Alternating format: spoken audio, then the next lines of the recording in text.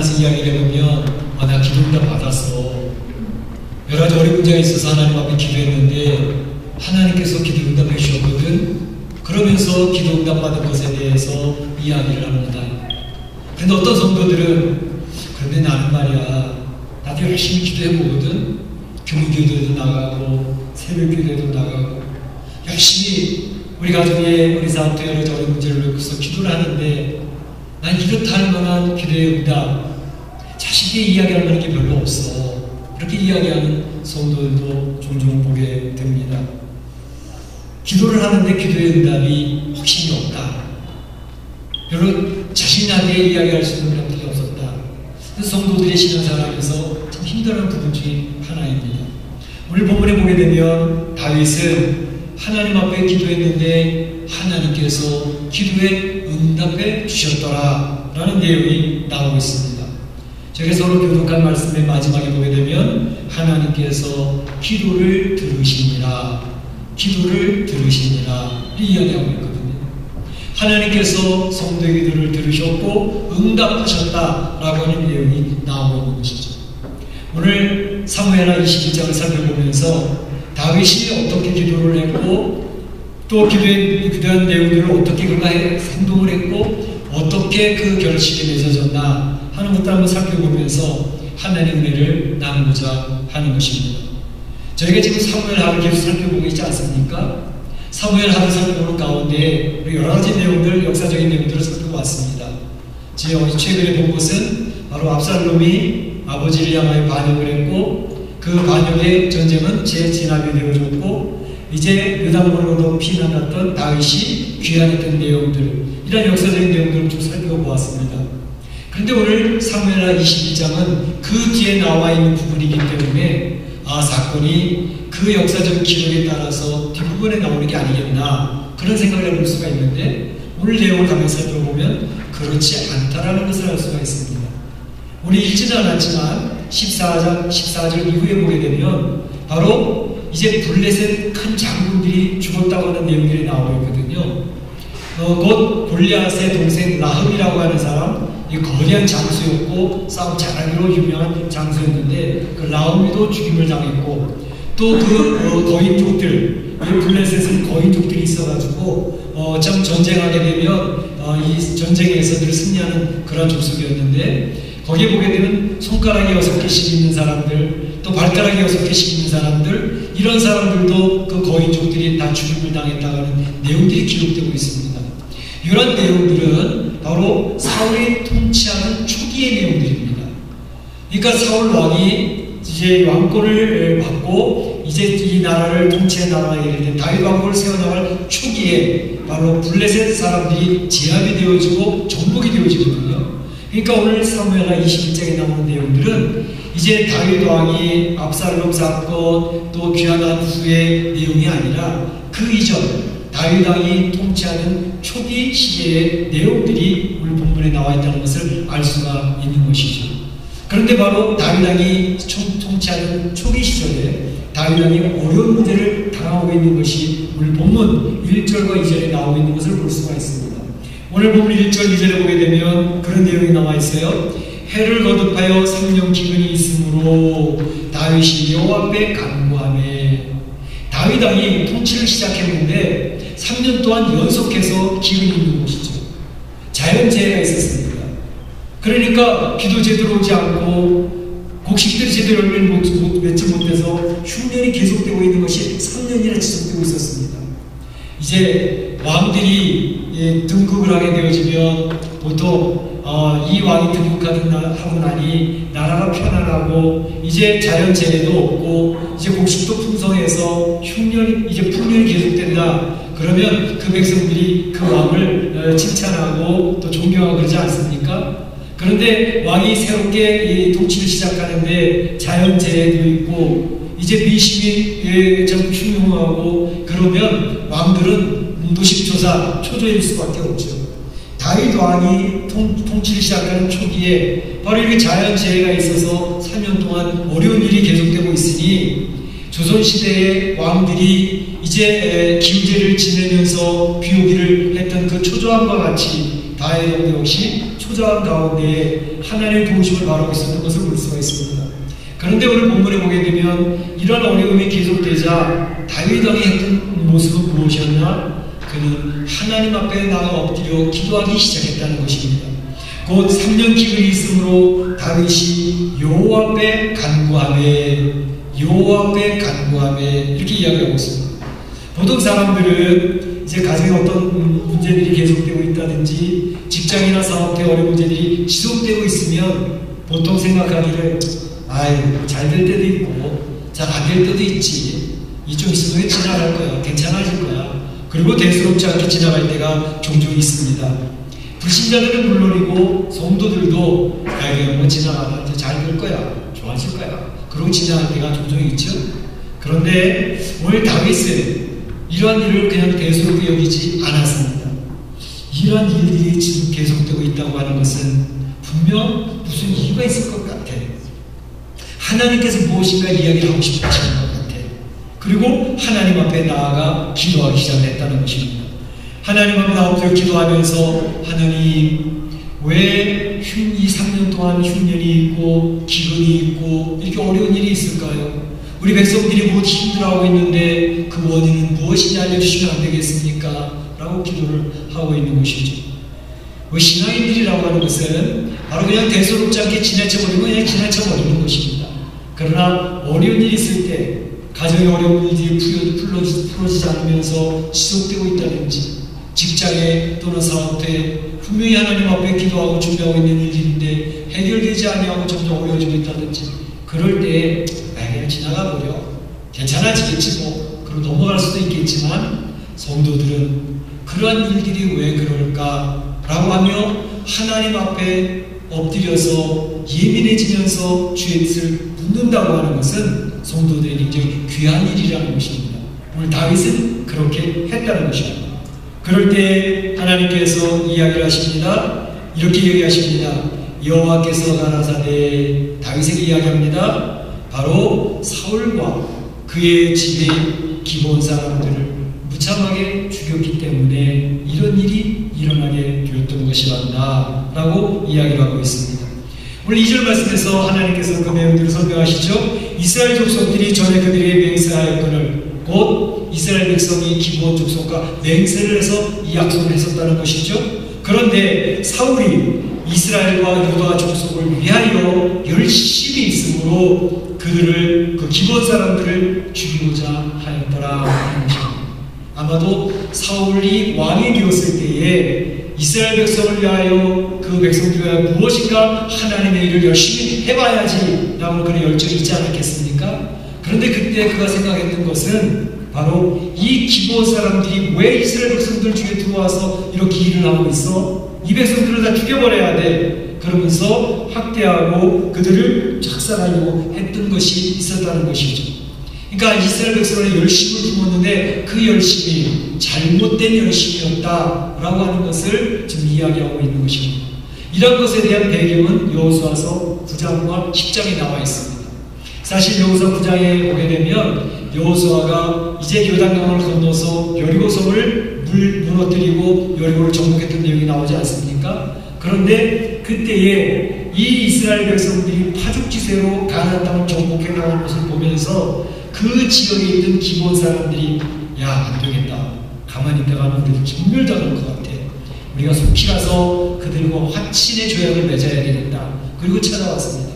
그런데 그들은 이미 알고 있는 것처럼 가나안 족속들과는 화친 계약을 하면 안 된다라고 하는 그들의 비밀을 알고 있었기 때문에 마치 멀리서 온 백성인 것처럼 그들이 소림수를 썼던 거죠. 여러분 잘 아시는 것처럼 그들의 떡에는 곰팡이가 난 떡, 식량이 이미 곰팡이가 난, 멀리서 떠날 때는 따끈따끈한 떡이었는데 오는 동안에 이렇게 곰팡이가 설 정도로 멀리서 왔습니다 라고 이야기를 합니다. 포도주를 담는 가죽 부대는 난리가 새어질 정도로 이제 멀리서 왔다는 것을 보이면서 우리는 이 여호수아 당신의 백성들과 함께 화친해서 잘 지냈으면 좋겠습니다. 그렇게 얘기를 했던 거죠. 그 당시에 여호수아와 그 백성들은, 그 리더그룹은 그냥 대수롭지 않게 생각을 하고, 아 그래? 화친하는 것은 좋지, 사이좋게 지내야지, 그리고 하나님 앞에 기도해보지도 않고 하나님 앞에 맹세를, 그래 너희하고 우리는 사이좋게 지내기로 하자, 그러면서 너희는 이제 여호와의 단을 위하여 물 깃는 자로 수고를 해라. 또 장작을 패고 나무를 패서 불 때는 일에 너희들이 수고하면 되겠다. 그러면서 이스라엘 백성으로 편입을 시키는 것을 볼 수가 있습니다. 하나님 앞에 사역을 했기 때문에 나중에 그들이 속은 줄을 알았습니다. 아, 이 사람들이 우리하고 멀리 떨어지지 아니한 곳에서 왔는데 우리를 속였구나. 그랬음에도 불구하고 하나님 앞에서 확신하기로 서약을 했던 것이기 때문에 그 서약을 파하지 못했습니다. 하나님 앞에 맹세한 것은 해로울지라도 지킬 것이다. 내게 손해가든지 빌지라도 지킬 것이다. 이 하나님 뜻이었기 때문에 그들을 오히려 돕는 사람이 되어져서 이 기브온 사람들이 다른 사람들에게 공격을 받을 때 오히려 그들을 도와주고 그들을 위해서 전쟁을 해주는 그런 모습들이 있었던 것을 볼 수 있습니다. 그런데 바로 사울 왕이 된 뒤에 무엇인가 업적을 이루기 위해서 업적 지향형의 왕이었죠. 무엇인가 백성들에게 이제 존중을 받아야 되고 무엇인가 했다고 하는 결과를 내야 되니까 그 열심 때문에 기브온 사람들을 처리해버려야겠다. 학살을 하게 되어졌던 것입니다. 이 일이 하나님 보시기에 선하지 않았다는 것입니다. 하나님 보시기에 그 약속한 것을 깨뜨려버리는 하나님 백성의 아름다운 모습이 아니었던 판단을 해서 하나님은 3년 동안 기근을 통해서 그들을 처리하고 처벌을 주시는 중이었다는 것이죠. 이것을 이 다윗이 하나님 앞에 나가서 엎드려 기도하다가 하나님 주신 뜻을 깨닫게 되어졌던 것입니다. 그래서 이제 하나님 앞에서 맹세한 것을 이제 지키는 그러한 백성이 되어져야 된다 생각하는 것이죠. 이걸 보면서 우리 하나님의 백성들은 어떤 맹세를 하게 될 때 참 신중해야 되겠구나 하는 것을 생각해 보게 됩니다. 뿐만 아니라 혹이라도 실수해서 맹세를 했다 할지라도 나에게 손해가 된다 할지라도 하나님 앞에서 맹세하는 맹세들은 꼭 지켜야 하는 것이 하나님이 원하시는 것이구나 하는 것을 배울 수가 있습니다. 어쨌든 사도 이 다윗은 그의 삶 가운데 어려움이 찾아왔을 때에 그것을 그냥 지나쳐버리지 아니하고 대수롭게 여기지 아니하고 하나님 앞에 나가 엎드려 기도하면서 하나님을 찾았다는 것이죠. 우리가 세상을 살아가면서 이와 다윗의 모습을 배울 필요가 있습니다. 어떤 어려움이 지속되고 있거들라 물론 내가 잘못한 것이 아니래도 어려운 문제는 없을 수 있습니다. 그럼에도 불구하고 먼저 하나님 앞에 겸손하게 엎드려 기도하고 하나님 앞에서 자신을 돌아보고 주변을 돌아보면서 하나님의 뜻을 찾아보는 모습은 신앙인들에게는 굉장히 귀한 모습이다 하는 것을 다윗이 모범으로 보이고 있는 것을 볼 수가 있습니다. 두 번째로 살펴볼 것은 다윗이 하나님 앞에 기도하면서 원인을 알지 않았습니까? 이유를 알지 않았습니까? 그런데 그 원인을 이제 문제가 생긴 것을 어떻게 처리해야 될까 하는 것도 하나님 앞에서 지혜를 얻게 된 것을 볼 수가 있습니다. 이 지혜도 하나님 앞에 기도하는 가운데 하나님 주시는 귀한 지혜의 마음을 얻었던 것을 볼 수가 있습니다. 우리가 기도한다고 하는 것은 하나님 이것 들어주세요, 이거 해결해 주세요, 하나님 이거 해주세요 이렇게 얘기하는 그런 것이 기도가 될 수 있겠지만 사실은 기도 시간의 가장 중요한 부분은 하나님과 우리 주님과 교제하는 가운데 주님 안으로 깊이 들어가는 것입니다. 뿐만 아니라 그 기도함을 통해서 하나님 뜻을 찾아내는 것이고 하나님께서 또 주셨던 그런 지혜의 마음을 얻게 되는 것입니다. 우리 세상을 살아가면서 이러저러 어려운 문제를 만났을 때 해결할 수 있는 해결책 제가 경험한 경험에서 나옵니까? 아니면 내가 알고 있는 지식에서 나옵니까? 그럴 수 있습니다. 그러나 기도하면서 기도 속에 깊이 들어가다 보면 하나님께서 내가 계획했던 해결하려고 했던 해결책을 조정시켜 주시는 것을 체험하게 됩니다. 하나님 저는 이렇게 하려고 하는데요. 하나님께서 아니 그렇게 하지 말고 이렇게 하는 게 좋겠다. 기도 속에서 우리의 계획과 나의 뜻을 조정시키면서 하나님의 지혜의 마음을 얻게 하는 것이 기도 속에서 이루어집니다. 그래서 기도 속에서 하나님과 교제가 이루어지고 커뮤니케이션이 이루어지기 때문에 우리는 기도 속에서 이 세상을 살아갈 수 있는 지혜를 많이 얻게 되는 것이고 해결책을 받게 되는 것이죠. 오늘 본문에 다윗이 그랬습니다.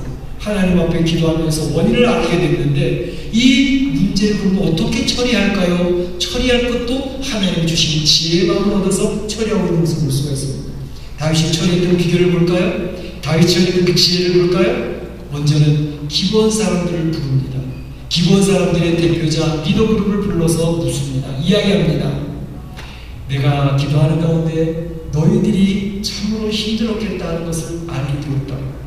너희들이 지금으로 많이 억울하고 많이 어려웠겠다라고 하는 것을 알게 되어졌다라고 하면서 그 기브원의 리더그룹에게 용서를 구합니다. 미안하다, 미안했다. 우리 이스라엘 민족이 너희들에게 너무 못할 짓을 했구나.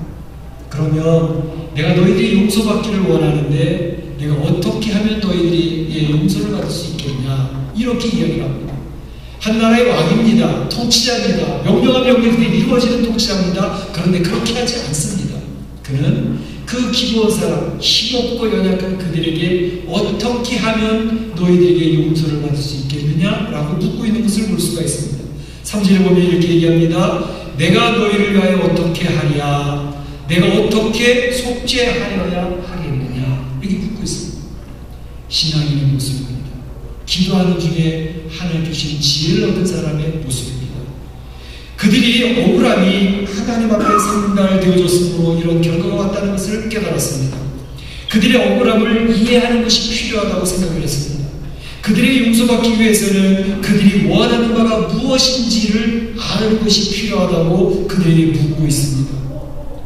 그 용서를 구하는 것이 왕이 일방적으로 하는 것이 아니었습니다. 그들에게 용서를 구하는데 용서를 어떻게 하면 용서받을 수 있겠는가를 묻고 있습니다. 피해 입은 사람이 용납할 만한 용서를 구하는 것이 바른 용서를 구하는 사람의 자세입니다. 우리가 신앙생활을 하다 보면 신앙생활이 굉장히 독선적일 때가 많습니다. 신앙생활이 굉장히 일방적일 때가 많습니다. 하나님하고 나하고 지금 교제가 잘 되고 있거든. 그러나 하나님 앞에 이렇게 응답 받았어. 그러니까 네가 이렇게 하든 저렇게 상관없이 나는 내 방식대로 갈 거야 라고 일방적으로 일방통행일 때가 많습니다. 그래서 하나님께서는 이런 모습에 대해서 성도들에게 다시 한번 생각할 것을 이야기할 때가 많이 있습니다. 신약 성경에서 예수님께서 너무 일방적이고 독선적인 그 유대인들을 향해서 이런 이야기를 하십니다. 마가복음 7장에 보게 되면 그 신앙인들이 신앙의 전통이 있고 신앙의 규율을 잘 지킨다고 하는 유대인들이 그저 자신들의 전통을 가지고 강조를 하고 일방적입니다. 다시 말하면 하나님께서 너희 부모님을 잘 섬겨라 라고 이야기했는데, 그럼요, 부모님 잘 섬겨야죠. 근데 그 부모님을 섬기는데 어떻게 섬기느냐? 부모님의 물질을 도와드리고 먹을 양식을 도와드리고 여행도 시켜드리고 부모님의 마음을 이해하고 하는 그런 것들이 자기의 자세 모습에서 하나님 기쁘게 하는 모습입니다. 그런데 종종 부모님과의 관계가 깨어질 때가 있습니다. 부모님 보기 싫을 때도 있습니다. 그럴 때 부모님에게 나가기는 그렇고, 그러니까 그냥 부모님이 할 것을 하나님께 하면 되지 뭐. 그렇게 해서 그들의 마음을 일방적으로 하나님, 부모님이 해야 될 것을 저는 하나님께 다 했습니다 라고 하면서 골반으로 선언하면 됐습니다. 그 골반이라는 게 뭐예요? 나는 부모님이 해야 될 것을 하나님께 다 바쳤으니까 complete, 다 됐다는 거예요. 예수님께서 웃기지 말아요. 그것은 잘못된 신앙이에요.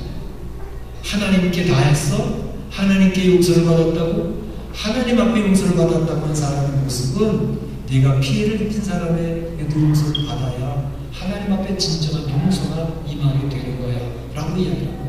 우리의 신앙생활 할 때 그런 모습이 많습니다. 나는 하나님 앞에 회개하고 용서받았어. 물론 우리는 하나님 앞에 회개하며 용서를 받습니다. 그런데 그것이 사람과의 관계 속이나 인생을 살아가면서 관계 속에서 이루어졌던 내가 피해를 주거나 상처를 주었던 사람과의 관계가 있다면 하나님이 요구하는 것은 내가 너를 용서하지만 바로 네가 상처를 주었고 네가 피해를 준 사람과의 관계 속에서 네가 먼저 용서를 받아야 돼. 그 사람의 용서를 구하고 용서를 받은 후에 하나님의 용서가 너에게 완전히 컴플릿이 되는 거야. 그렇게 이야기를 하는 것이죠. 그래서 우리 신앙생활은 바로 하나님과의 관계만을 강조하는 것이 아니라 내 가정 안에서의 관계 속에서, 내 친구들과의 관계 속에서, 성도들과의 관계 속에서 그 관계가 아름다워지고 회복이 되어지는 모습 속에서 하나님과 관계가 아름답게 이루어져 간다는 것을 이야기하는 것이 성경입니다. 오늘 다윗은 바로 그 모습을 보여주고 있는 것입니다. 기브온 사람들에게 아무렇게나 해도 상관없습니다. 다윗 왕은 아무렇게나 일방적으로 해도 상관없습니다. 그러나 그들에게 용서를 구하고 너희들이 원하는, 내가 용서받기를 원하는데 너희들이 원하는 것은 무엇이냐 묻고 있습니다. 그랬을 때 기브온 사람들이 우리들이 무슨 힘이 있겠습니까? 우리들은 어떻게 할 수 있는 존재가 아닙니다. 그러나 왕이 무엇이니 묻는 얘기한다면 이것은 은금의 문제가 아니고 돈의 문제가 아닙니다. 돈을 많이 주신다고 해결되는 것도 아니고 그저 또 우리는 사람들을 죽이고 살리는 것에 대한 권한도 없습니다. 우리가 왕이 무엇이니까 대답하건대 우리는 우리를 학살했던 사울의 집안 사람들이 그들을 7명을 우리한테 넘겨주시고 우리가 그들을 공의를 위해서 피를 흘린 자에게 피 흘림에 대한 공의를 이루기 위해서 목을 걸겠습니다. 이야기합니다. 그러나 이것은 우리에게 권한이 없습니다. 다윗이 이야기합니다. 그래 피 흘림에 대한 대가는 피 흘림으로 통하여 해결이 되겠지. 내가 너희들에게 이야기한 대로 7명의 사울의 집안의 자손들을 넘겨주겠다 라고 해서 넘겨줍니다. 그래서 사울의 첩이었던 디스바의 딸 아들 2명과 또 그 사울의 딸 메랍의 아들들 5명 사울의 손자들입니다. 7명을 그들에게 넘겨주어서 그들이 그들을 목을 매서 그들이 7명이 한날에 죽음을 당하게 되어졌던 것을 볼 수 있습니다. 우리 이런 내용을 보면서 하나님은 좀 잔인하신 거 아닌가 그런 생각을 해보게 됩니다. 아무리 그래도 그렇지 그 개인적으로는 그들이 뭘 잘못했길래 죽임을 당해야 됩니까? 그런 생각하지 않습니까? 근데 성경에는 그런 부분의 해설이 명확합니다. 다시 말하면 죄의 싹은 사망이요라고 하는 말씀을 선포하고 계십니다. 그래서 죄를 지은 것에 대한 결과로 죽음이 온다는 사실을 정확하게 얘기하고 있습니다. 우리 인생이 왜 죽음을 얻게 됩니까? 나이가 되니까 세포가 늙어서 죽는 거죠. 생물학적으로 맞습니다. 그러나 성경적으로 그렇지 않습니다. 우리가 죽음을 맞게 된 것은 하나님 앞에 죄를 범했기 때문에 우리 자신의 죄 때문에 이 세상에서 7, 80년 인생 살다 죽는 것입니다. 그것에 대해서 하나님께서는 해결책을 내놓으셨죠. 너희가 죽지 아니하고 영원히 살 수 있는 길을 내가 해결해 놓겠다. 그것은 곧 너희들이 지은 죄 때문에 죄의 싹으로 말미암아 사망을 본다는 사실을 이야기하는 것입니다. 그래서 이 용서를 구하는 방법을 통해서 하나님 얘기하시는데 우리 하나님은 어떤 분이에요? 천지만물을 창조하신 하나님이십니다. 정지전능하신 올마이티하십니다. 그러니까 하나님이 너희들이 죄를 범했음에도 내가 다 용서해 줄게 라고 한마디 선언함으로 하나님은 우리를 용서하실 수도 있는 분이십니다.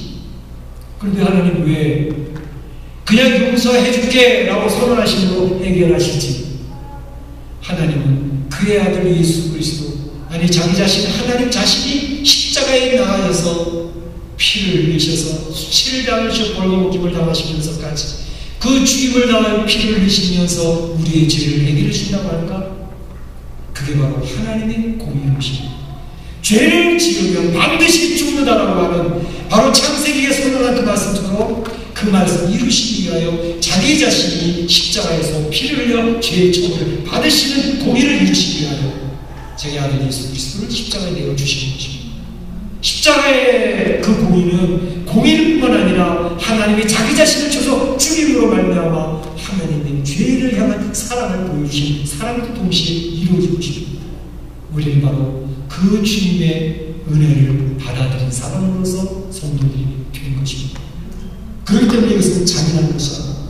하나님께서 바로 이 일을 이루어서 다윗에게도 그러한 것을 알려주신 것이죠.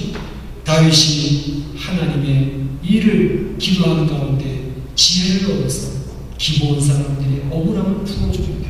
그래서 그 사람들이 힘없는 그 기본 사람들의 용서를 받습니다. 그러면서 하나님의 일이 이루어지게 된 것을 볼 수가 있습니다. 우리의 신앙생활은 절대로 독선적인 데서는 안 됩니다. 일방적인 신앙생활로는 결코 하나님이 선하신 원하시는 선한 일을 이룰 수가 없습니다. 다윗과 같이 하나님 앞에 겸허하게 기도하는 가운데 지혜를 얻어서 세상을 멋있게 살아가야 될 것입니다. 마지막으로 한 가지는 다윗이 이 일을 처리하면서 큰 감동을 받는 일이 생겼습니다. 감동받는 가운데 비수습을 하는 모습이 있었습니다. 그 10절 14절까지 나오는데 사울 왕의 첩 리스바가 바로 그 자기의 아들 2아들이 죽는 것을 보면서 또 사울의 왕 손자 5명 죽는 것을 보면서 이제 그때 죽을 때는 볼이 배기 시작하는데 이제 고통한 사울용으로 보고 있습니다. 그래서 2아들이 죽었는데 이제 그 2아들이 죽은 것을 바라보는 엄마의 마음이 어떨까요? 졸지에 2아들이 갑작스럽게 죽임을 당하지 않았습니까? 그들이 잘못한 것도 없는 거예요. 그 엄마 마음이 얼마나 아팠을까요?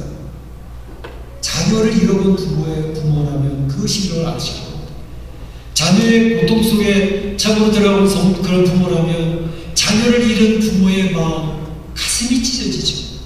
그런데 그 리스바는 아들의 두 죽음을 시체 앞에 나아가서 시체를 돌봅니다. 낮에는 공중에 새가 오지 못하도록 이제 젓가락이 못하도록 합니다. 밤에는 들짐승이 와서 그 시체를 물어뜯지 못하도록 합니다. 그런데 그렇게 하기를 한 주, 두 주 한 게 아닙니다.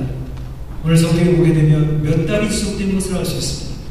나중에 4월달부터 시작해가지고 이른비가 오는 10월달까지 같은 것을 볼 수가 있는데, 그렇게 아들의 시신을 이제 참으로 애지중지하면서 돌보고 있는 리스바의 엄마의 모정을 다윗이 전해 듣게 됐습니다. 다윗이 그 이야기를 들으면 감동을 받습니다. 야, 아들의 시신 그 몇 개월 동안 돌보고 있단 말이냐? 대단한 놈이구나. 그러면서 그가 이제 기억해낸 것은 사무엘상 마지막 31장에 나왔던 길르앗 야베스 사람들의 이야기를 기억해냈습니다. 길르앗 야베스 사람들이 했던 것은 뭐냐면 사울 왕가의 지방에서 선의를 베풀었던 사람들입니다. 다시 말하면 사울 왕가가 왜 멸망했죠? 블레셋과의 전쟁에서 이제 사울 왕의 세 아들이 죽음을 당했습니다. 사울 왕도 자살해서 죽었습니다. 그랬을 때 블레셋 사람들이 그 시신을 아주 모욕을 했죠. 그리고 벽에 꽂아서 모욕을 했습니다. 목을 베어가지고. 그랬을 때 길르앗 야베스 사람들이 이제 부지런히 달려와서 그 시신들을 다 수습을 합니다. 그리고 길르앗 야베스 에셀나무 밑에 매장을 하고 7일 동안 금식 애곡하면서 이 사울 왕가의 이제 장례를 치러주는 모습이 있습니다. 물론 길르앗 야베스가 그렇게 했던 것은 사울 왕이 길르앗 야베스 속에 모욕을 당할 때 군대를 동원해서 도와줬다고 하는 것에 은혜를 갚은 것이었습니다. 그걸 보면서 사울 왕의 세 아들의 시신이 붙여져 있는 에셀나무, 그걸 기억해내면서 다윗 왕이 야, 사울 왕의 뼈를 수습해와라. 또 그 왕의 세 아들의 뼈까지 다 수습해와라.